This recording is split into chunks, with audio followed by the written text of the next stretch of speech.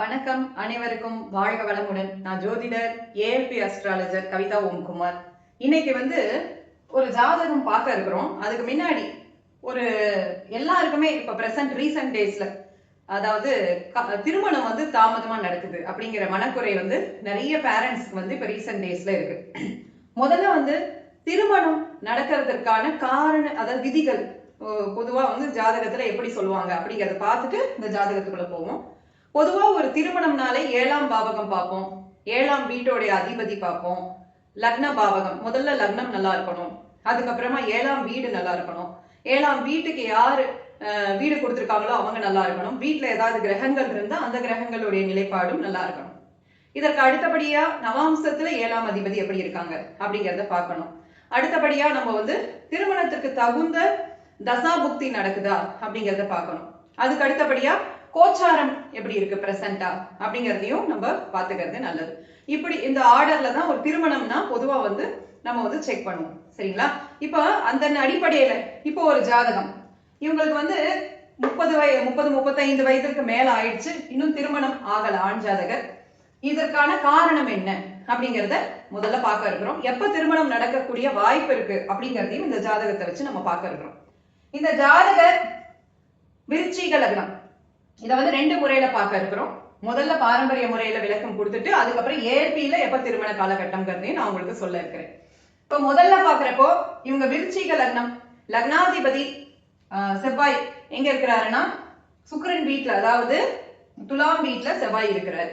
அடுத்தபடியா லக்னத்துல யார் இருக்காங்கன்னா சுக்கிரன் இருக்கிறாங்க, அதாவது செவ்வாயும் சுக்கிரனும் பரிவர்த்தனை ஆயிருக்காங்க அப்படிங்கிறது தெரியுது. இந்த லக்னாதிபதி லக்னத்துக்கு 12ஆம் வீட்டுல இருக்கிறாங்க அப்படிங்கிறது ஜாதகர் கொஞ்சம் இன்ட்ரோவர்ட்டான பர்சனா இருக்கலாம், ஊரை விட்டு வெளியில இருக்கக்கூடிய அமைப்புல இருக்கலாம். இந்த மாதிரியான விஷயங்கள்லாம் கொடுக்கும். எப்பவுமே ஒரு அலைச்சல் இருக்கக்கூடிய நபரா இருக்கலாம், ஒரு மன விரயங்கள் இருக்கலாம், உங்களுக்கு செலவுகள் அதிகமா இருக்கலாம். இந்த மாதிரி அமைப்புகள்லாம் அது கொடுக்கும். அடுத்தபடியா இப்ப இந்த லக்னத்துல சூரியன், சுக்கிரன், சனி இந்த அமைப்பு பாக்குறப்போ கொஞ்சம் அதிகாரம் இருக்கக்கூடிய நபரா இருப்பாரு, ரொம்ப கான்பிடென்டான பர்சனா இருப்பாரு. இந்த மாதிரி லக்னத்தை பத்தி நம்ம நிறைய சொல்லலாம். ஆனா இந்த லக்னம் வலுத்திருக்கா அப்படின்னு சொல்லி பாக்குறப்ப லக்னாதிபதி பரிவர்த்தனை ஆகி இருக்கிறாரு அப்படின்னு பாக்குறப்போ லக்னம் ஓரளவு வலுவா இருக்கு. ஏன் ஓரளவுங்கிற வார்த்தையை யூஸ் பண்றேன்னா சனியுடைய தொடர்பு லக்னத்துல இருக்கிறதுனால ஓரளவு லக்னத்தோட வலிமை இருக்குன்னு சொல்லலாம். ஒரு 60%. இந்த இடத்துல குருவோட பார்வையும் லக்னத்திற்கு கிடைக்குது. அதனால லக்னம் ஒரு 60-65% வலுவா இருக்கு. லக்னம் வலுத்தாலே அந்த ஜாதகம் எல்லாத்தையும் அனுபவிக்கிறதுக்கான பிராப்தங்கள் இருக்கக்கூடிய ஜாதகமா இருக்கும். இப்ப அடுத்தபடியா இப்ப நம்ம பார்க்க வந்த விஷயம் என்னன்னா 7ஆம் பாவகம், திருமணம். சரிங்களா? திருமணம்னா 7ஆம் பாவகம். அப்ப 7ஆம் பாவகம் அப்படின்னு சொல்லி பாக்குறப்ப இந்த லக்னத்துக்கு 7ஆம் பாவகம் அப்படிங்கிறது ரிஷப வீடா இருக்கு. ரிஷப வீடோட அதிபதி யாரு அப்படின்னு சொல்லி பார்த்தோம்னா சுக்கிரன். சுக்கிரன் எங்க இருக்கிறாரு அப்படின்னு சொல்லி பார்த்தோம்னா அவர் லக்னத்திலே இருக்கிறாரு அப்படிங்கிற அமைப்பு இருக்கு. இங்கே எந்த கிரகமும் இல்லை. யாராவது பார்வை இருக்கான்னு சொல்லி பார்த்தா சனியுடைய பார்வை இருக்கு, சூரியன் சுக்கிரன் எல்லாத்தோடைய பார்வை இந்த 7ஆம் வீட்டுல இருக்கு. இப்ப இந்த சனியோட பார்வை 7ஆம் வீட்டுல இருக்கிற அமைப்புங்கிறது கொஞ்சம் தாமத திருமணத்தை கொடுக்குது அப்படிங்கிற மாதிரி நம்ம அதை எடுத்துக்கலாம். சரிங்களா? சோ இதுதான் லக்ன பாவகத்தோட வலு பார்த்தாச்சு. அடுத்து 7ஆம் பாவகம் எப்படி இருக்குங்கிறதையும் நம்ம பார்த்தோம். இப்போ இதுக்கு அடுத்தபடியா நான் சொன்னது என்னன்னா இப்ப நடப்பு தசா புக்தி எப்படி இருக்கு அப்படிங்கறத பார்க்க இருக்கிறோம். இப்ப புதன் தசா புதன் புக்தி போயிட்டு இருக்கு. இந்த விருச்சிக லக்னத்திற்கு புதன் தசாங்கிறது 8ஆம் அதிபதியோட தசை, 8-11 அதிபதியோட தசை. அவ்வளவு ஒரு வலுவான தசைன்னு சொல்ல முடியாது. இருந்தாலும் அவர் 11ஆம் அதிபதியாகவும் வராரு. கொஞ்சம் லாபங்கள் எல்லாம் கொடுப்பாங்க எங்களுக்கு. சரிங்களா? சரி, இப்ப இந்த 8ஆம் அதிபதியோட தசா போயிட்டு இருக்கு அப்படிங்கிற நிலைமையில நல்ல புக்தி வரப்பதான் திருமணத்திற்கான வாய்ப்பு இருக்குங்கிறது புரிய வருது. இப்ப புதன் தசா புதன் புக்தி போயிட்டு இருக்கு, இல்லைன்னா நல்ல சுபருடைய அந்தரம் அந்த சமயத்துல கூட திருமணத்திற்கான வாய்ப்பு இருக்கிறது மாதிரி நம்ம எடுத்துக்கலாம். சரி, இப்போ புதன் தசா புதன் புக்தி. புதன் எங்க இருக்கிறாருன்னு பாக்குறப்ப அவர் 12ஆம் வீட்டுல இருக்கிறாரு. சரிங்களா? இப்போ இந்த புதன் 12ஆம் வீட்டுல இருக்கிறாரு. புதன் தசா புதன் புக்தி போகுது, ராகு அந்தரம் போகுது. ராகு இந்த 5ஆம் வீட்டுல வந்திருக்கிறாரு, அதாவது மீனத்துல இருக்கிறாரு, குருவோட தொடர்புல இருக்கிறாரு. ஆனா திருமணம் தரக்கூடிய அமைப்புல இந்த புக்தி அந்தரம் எல்லாம் இருக்கான்னு பார்த்தா அப்படி இல்லை. சரி, இதற்கு அடுத்தபடியாக குரு அந்தரம் வரும். அப்பையும் பாக்குறப்போ அவ்வளவு திருமணம் தரக்கூடிய விதத்துல அது இல்லை. சரிங்களா? ஆனா அதுக்கு அடுத்து சனி அந்தரம் வரும். சனி அந்தரத்துல ஒரு சின்ன வாய்ப்பு இருக்கு இவங்களுக்கு. 2027 பிப்ரவரியில சனி அந்தரம் வருது. அப்ப அந்த சமயத்துல அவர் சுக்கிரன் 7ஆம் அதிபதியோட தொடர்புல அவர் இருக்கிறதுனால ஒரு சின்ன சான்ஸ் இருக்கு. ஆனா முழுமையா பார்த்தோம்னா புதன் புக்தி முடிச்சுட்டு அடுத்து அடுத்த புதனுக்கு அப்புறம் பார்த்தோம்னா கேது புக்தி வரும் இவங்களுக்கு. அதுல சுக்கிர அந்தரத்துல இன்னுமே நல்ல ஒரு வாய்ப்பு இருக்கு. 2027க்கு மேல இவங்களுக்கு திருமணத்திற்கான வாய்ப்பு இருக்கு அப்படிங்கிற மாதிரி தெரிய வருது. இதை ஏன் வந்து தாமத திருமணம் அப்படிங்கிற அமைப்புக்கான காரணத்தை பார்க்க இருக்கிறோம். முதல் காரணம் சனி வந்து 7ஆம் வீட்டுல பார்வை கொடுக்கறது, அது ஒரு காரணமா எடுத்துக்கலாம். அதை தவிர்த்து 7ஆம் அதிபதியோட சனி சேர்ந்துடுறது அப்படிங்கிறதும் அடுத்த காரணமா நம்ம எடுத்துக்கிறோம். எப்படி சேர்ந்துருக்காங்கன்னு பாக்குறப்போ இங்க சனி 26 டிகிரில இருக்கிறாங்க, சுக்கிரனும் 26 டிகிரி, அதான் நெருங்கின கிட்டத்தட்ட ஒரே பாகையில 2 பேரும் இருக்கிறப்ப ரொம்ப நெருக்கமான தொடர்பா அது மாறிடுது. ஆனா இந்த சுக்கிரன் வந்து அஸ்தமனம் ஆகல, சூரியன் கிட்ட போயிட்டு, அது ஒரு பிளஸ். பட் ஆனா சனியோட சுக்கிரன் வந்து சேர்ந்து நெருங்கின பாகையில இருக்கிறாங்க அப்படிங்கறது இந்த இடத்துல தாமத திருமணத்தை கொடுக்குது அப்படிங்கறத நம்ம எடுத்துக்கலாம். எப்ப திருமணத்திற்கான அமைப்பு இருக்குங்கிறத நான் சொன்னேன் உங்களுக்கு.